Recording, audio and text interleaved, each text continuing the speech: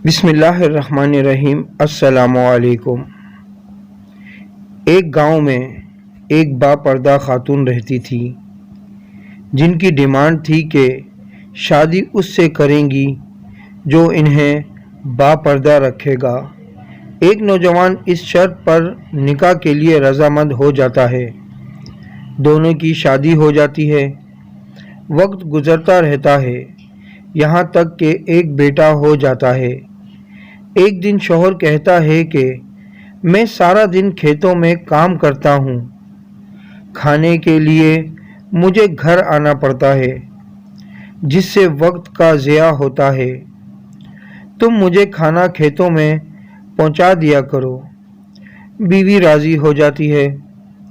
वक्त गुजरते गुजरते एक और बेटा हो जाता है, जिस पर शौहर कहता है कि अब गुजारा मुश्किल है, तुम्हें मेरे साथ खेतों में हाथ बटाना पड़ेगा। यूं वो बापर्दगी से नीम पर्दे तक पहुंच जाती है और तीसरे बेटे की पैदाइश पर उसका शौहर मुकम्मल बेपर्दगी तक ले आता है। वक्त गुजरता रहता है, यहाँ तक औलाद जवान हो जाती है। एक दिन यूं ही बैठे बैठे शौहर हंसने लगता है।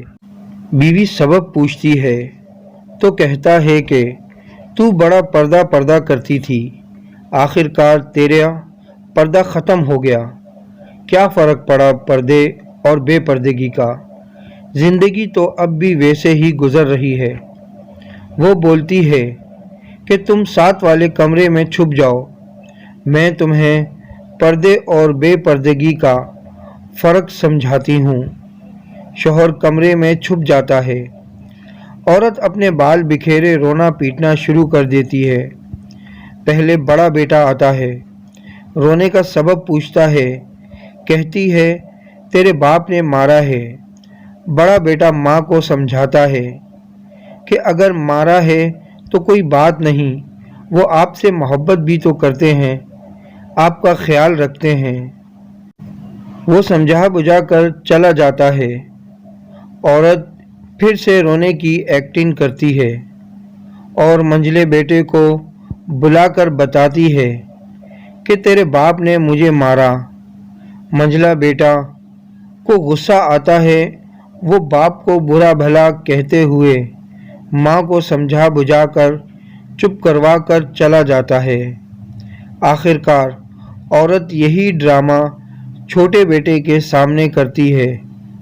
छोटा बेटा तो गुस्से से आग बबूला हो जाता है और ज़ोर ज़ोर से गालियाँ बकते हुए डंडा उठाता है और कहता है कि अभी बाप की खबर लेता हूँ।